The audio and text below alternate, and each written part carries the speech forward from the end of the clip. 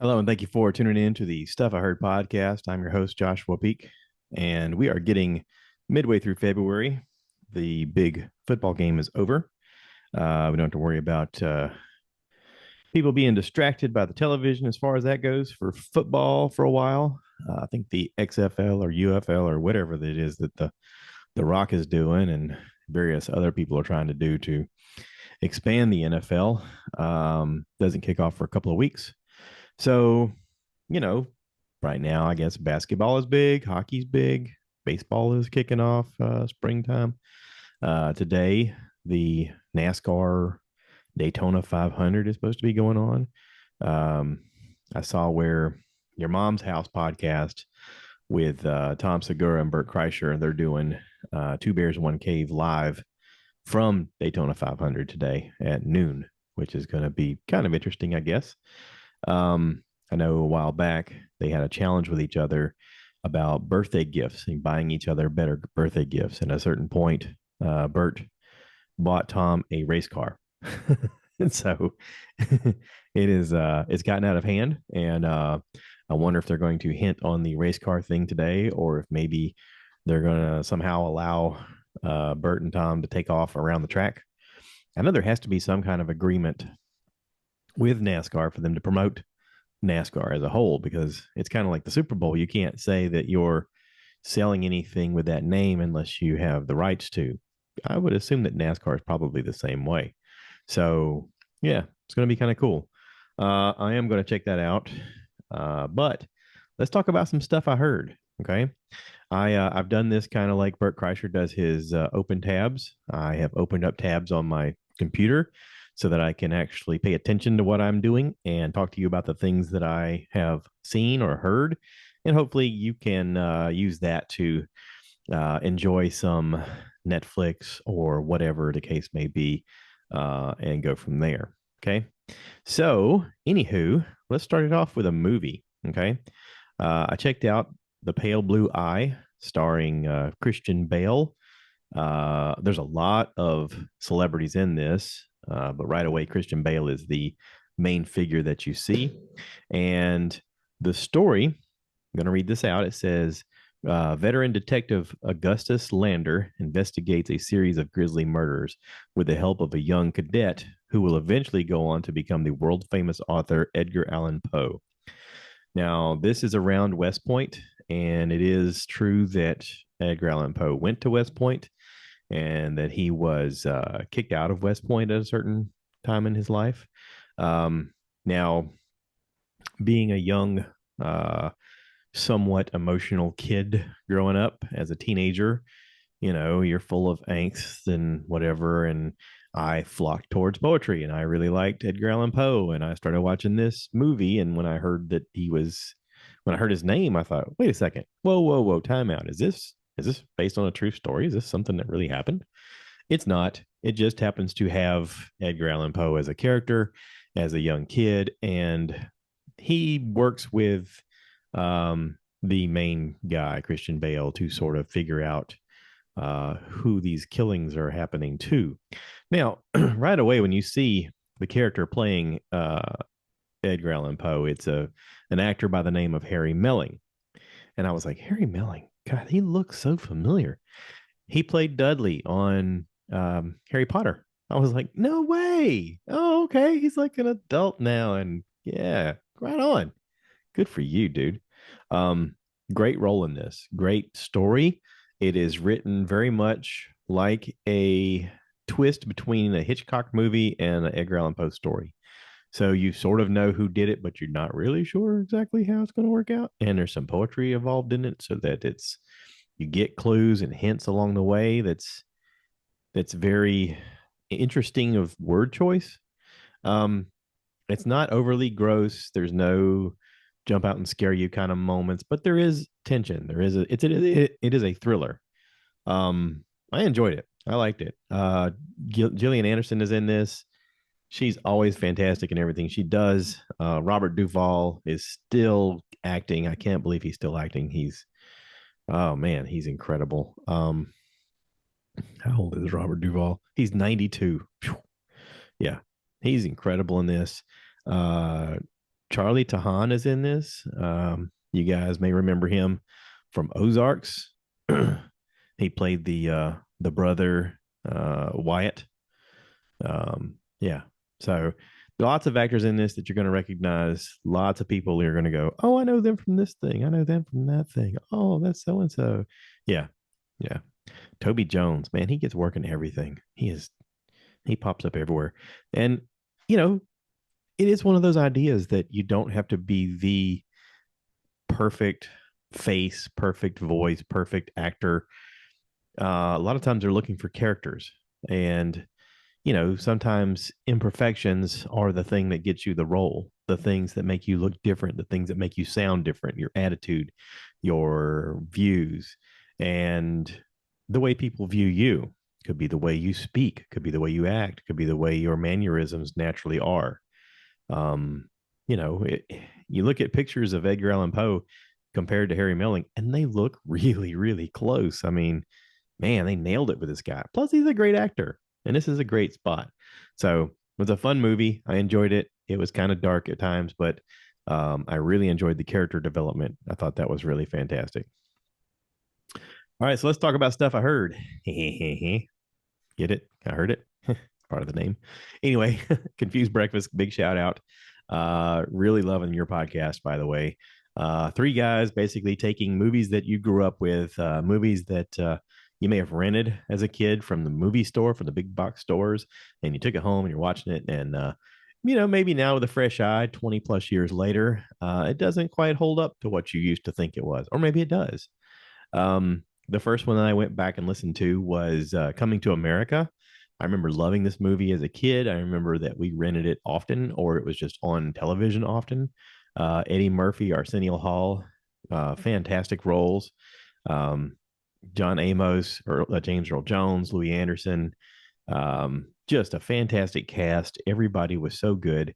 There were multiple scenes where Eddie Murphy and Arsenio Hall are playing multiple characters. They actually got the guy that done the makeup for Werewolf in London.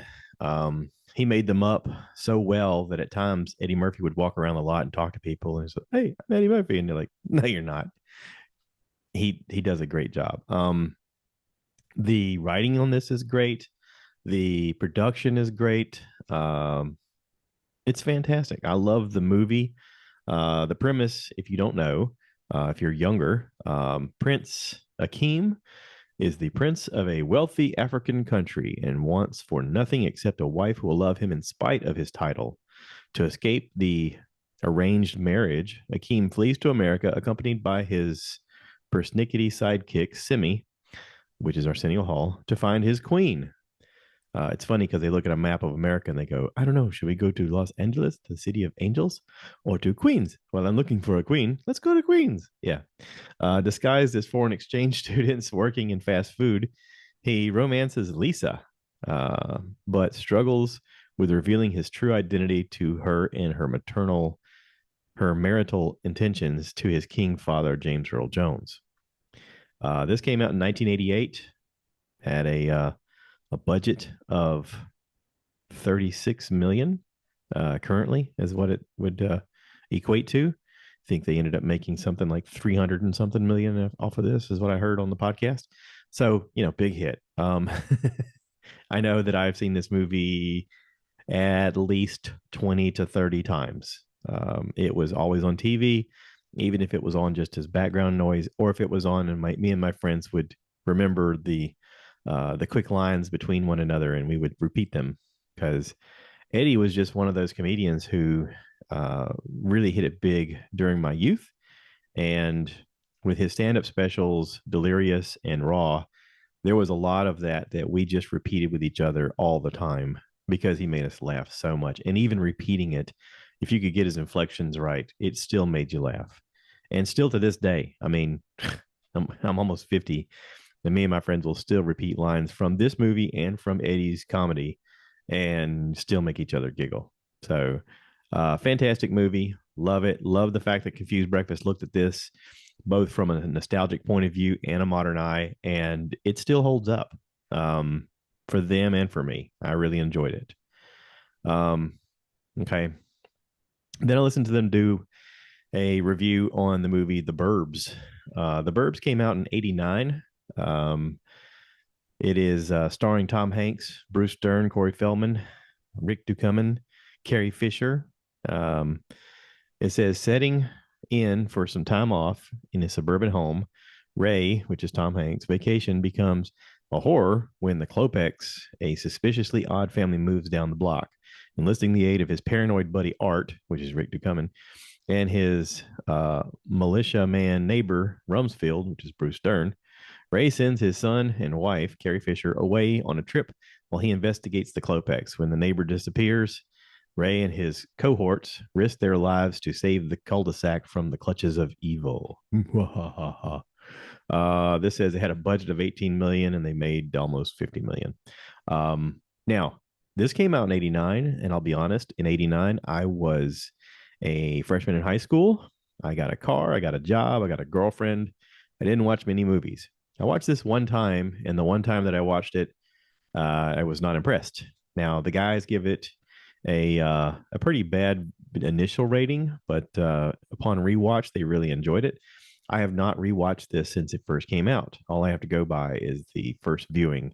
I remember that it was um, very different than any other Tom Hanks movie that I'd seen. You got to think that during that time he had come out with Big and had been on Bosom Buddies and was starting to make movies, but he was becoming more of a name in movies, and I think he was trying to find his niche. Corey Feldman was probably the biggest star on this movie at the time because he had come off of doing a lot of movies as a kid, Stand by Me, the Lost Boys, Goonies, and so right away, Corey Feldman was the most recognizable character besides Carrie Fisher. I mean, obviously, Leia, Leia. But yeah, so yeah, I didn't enjoy this as much. It was kind of hard to follow along with the podcast. I know that the Confused Breakfast Boys do a really good job of giving you all the information and the background, and it was fun to listen to them talk about it. I think I had more fun listening to them than I did actually watching the movie. They really go back and forth about the characters, and it made me want to go back and rewatch the movie. That's how good that they are at their job. So go check out the Burbs and then listen to them talk about the Burbs because it was a fun podcast to listen to them talk about. I was really into it. All right, let's go a little bit forward here. Let's bounce around a wee bit. Oh, I got one more. I got one more confused breakfast. Where's it at? There it is. GoldenEye. Double O 007 GoldenEye came out in '95. Um, all right, so here's the breakdown on Google. It says when a powerful satellite falls into the hands of Alec Trevelyan, aka Agent 006, Sean Bean, a former ally turned enemy, only James Bond, Pierce Brosnan, can save the world from an awesome space weapon that, in one short pulse, could destroy the Earth. Dun dun dun. It actually isn't going to destroy the Earth. It's an EMP, which is an electromagnetic pulse. We've seen it on Ocean's 11. There's been some military movies that basically show that knocking out a city. But it was really cute idea back then. So James Bond squares off against his former compatriot and also battles Trevelyan's stunning ally, Xena Onatop, which is played by some hot lady, an assassin who uses pleasure as her ultimate weapon. Dun, dun, dun. Sounds like a 007 movie, doesn't it? So, this movie, GoldenEye, spawned a video game that my friends played relentlessly. This was probably the first shooter video game that allowed you to face off against your friends. Um, in the development of video games, there had not yet been a game where you could consistently go after your friends and battle each other. And I heard that when they made this video game, they were just making like a cool spy game that you could play where you used a lot of the tools that James Bond would use in the movie. But as a last minute decision, they thought, hey, wouldn't it be fun if maybe the friends could play each other? And so they typed in this code for you to be able to do that so that you could fight each other. And it became a huge success because of that. And I'll be honest, though, this came out in '95. The video game came out around the same time. I was newly married. I had a young son. I was in the Marine Corps. Had another son on the way, and was extremely poor and did not buy this game and did not play this game. I watched it being played a lot. I think I may have visited my friends one time and they said, "Here, grab a controller," and I was like, "Yeah, I don't know what I'm doing," and I just walked away from it. Now, because of the success of this, though, shortly thereafter, PlayStation had come out and they started becoming the premier video game people. They started making games where you would compete with one on one. Excuse me, tongue tied. Blah, blah, blah. And then shortly thereafter, Xbox came out with Halo. And Halo, one of their biggest features they had that people really loved was the ability to use your characters to fight against others in teams. And you could team play against other people. So, I mean, this GoldenEye game was really what spawned all of that. The Confused Breakfast guys did a really good job of pointing out all of the ridiculous parts of this movie. Um, I can't say that I've seen the whole movie all the way through, although I probably did just out of some weird, morbid obligation that I had to my stepdad growing up, because he was a big James Bond fan. And I grew up watching them and I was looking forward to the new ones. I think I actually paid money to go see A Time to Kill. Um, I went with one of my cousins when I was growing up. We went to go see that and it was okay. I do remember Duran Duran having the opening song to that one. But anyway, this movie apparently did okay, but wasn't one of the best ones in the franchise. And it did, however, launch Dame Judy Dench as M. Okay. And it was one of the many movies where Sean Bean gets killed. Apparently, he's like the most killed actor in any movie or franchise, no matter what he does, including Game of Thrones. So yeah, he plays a good guy to get killed in movies. um, the the Goldeneye movie wasn't great. It's not on my watch list, but I can tell you that if you've seen Goldeneye or if you've seen any James Bond movie and you want a good laugh, listen to Confused Breakfast talk about Goldeneye. It is hilarious. I actually laughed out loud a couple of times, and just immediately thought, I got to write these guys and tell them how funny they are. Great job, guys. Love it. Okay. All right. Let's bounce forward a smidge. There is a concert coming up if you're in the Augusta, Georgia area around March 4th. Hairball is going to be performing at the Columbia County Performing Arts Center, starring special guest Derrick Dove and the Peacekeepers. Tickets are on sale now everywhere you can find tickets.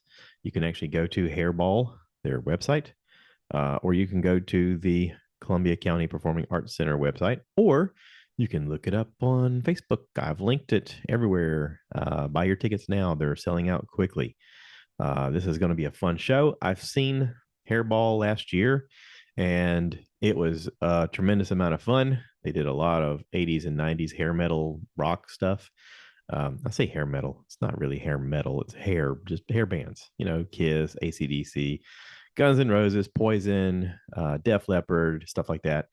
They weren't allowed to do the pyrotechnics because of fire codes within the building. They're at a different facility. I still don't think they can do the fireworks at this one, but they can do more of the fog and the smoke and stuff like that, which adds to the show. You want production value, right? Especially from your hair band. But yeah, I've had Derrick Dove on the podcast before. He's a fantastic Southern blues rock musician. He, during the pandemic, would get on Facebook Live and just play music and take requests. And he would just sit on his picnic table in the backyard with his guitar and strum and sing and talk to people. And, he just wants to perform for people. So come check it out. It's going to be a fun time. I have lots of people coming. We've already got tickets. So get yours and see us there. All right. All right. And let's go forward a little bit more. This is the Stuff I Heard podcast. By the way, if you can, please remember to rate, review, subscribe, share with your friends. I am trying to grow this thing a little bit at a time, and your help helps me. So thank you. I've been listening to every week. Neal Brennan has a podcast called The Blocks.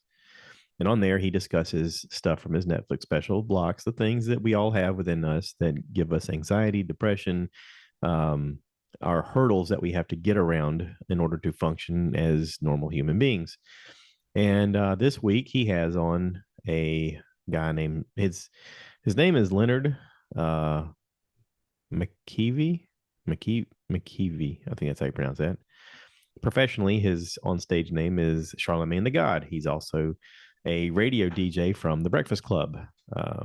He's on there with DJ Envy, Angela Yee, and he's been on lots of different shows. Wendy Williams for VH1, Guy Code. He talks about how he's been fired from most of the jobs he's ever had, and he said he kept believing in himself, and he kept believing in the fact that if he just stayed the task, that he would get to where he needed to be.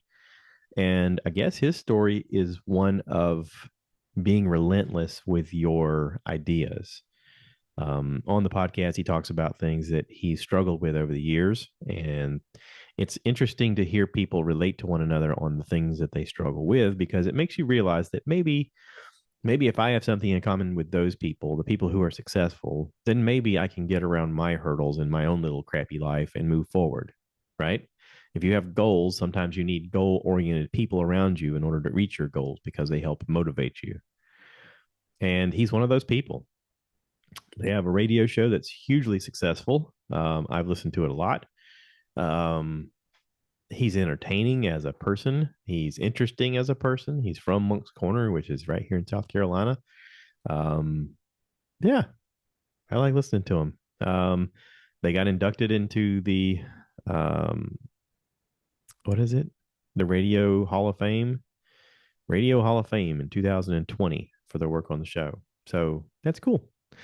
I enjoyed listening to them. Good stuff. So yeah, check it out. I'm still watching the Bad Batch animated series on Disney with young Omega and the guys, basically trying to move the story forward. I'm enjoying that. It's one of those things. If you like Star Wars, I mean, I don't know anybody who does, but if you like Star Wars, you might like the Bad Batch. Just saying. I'm just saying. I'm just throwing it out there, trying to be entertaining for you guys and share a little love. I got my hair cut, and I just saw in this thing that my hair is looks crazy this morning. Oh well, it is what it is. Um, so yeah, on Amazon Prime, Carnival Row has started up with Orlando Bloom season 2. They list it as the final season, which is okay with me. Carnival Row looks visually like it could be something that could stick around for a long time, but to me, the writing just isn't there. Um, it's got a lot of interesting ideas that they don't necessarily suss out completely, if that makes any sense.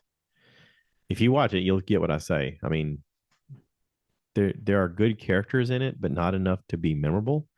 And there's enough visually to keep you coming back, but not enough to make you care. It is interesting to see Orlando Bloom now as like a full grown man. Whereas when he was on the Lord of the Rings, they wanted him to look elfish. And then when he was on Pirates of the Caribbean, they still wanted him to look kind of young and inexperienced, um, for his character. And now he's like a full grown man and he's doing the thing, and it's impressive. So yeah, they're releasing those one at a time. I've only seen 2 episodes because that's all that's out. And check it out if you want to find something new and interesting to watch. It may be your ball of wax. I may be totally wrong. You may be like, hey, listen, Josh, you got it all wrong, man. This is really great. I'm enjoying it. And you don't know what you're talking about. GoldenEye is the best movie of all the Bonds. And you may have all kinds of opinions that are different than mine. And that's okay. We're allowed to have different opinions. That's part of community.